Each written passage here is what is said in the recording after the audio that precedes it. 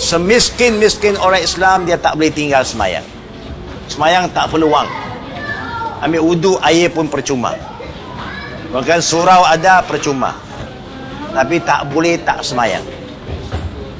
Mak bapak sebagai contoh. Bila mak bapak buat, mudah-mudahan anak ikut. Walaupun kita miskin segi dunia, mudah-mudahan tak miskin di akhirat. Kerana amalan yang mula-mula Allah akan tanya di akhirat bukan berapa anak, berapa kereta, berapa gaji. Allah tanya semayang tidak. Kalau semayang, alhamdulillah, Allah anggap berjaya.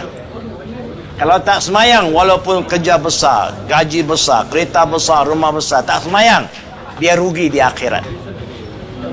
Sebab itu orang Islam, alhamdulillah, Allah selamatkan mereka sampai hari ini kerana adanya semayang.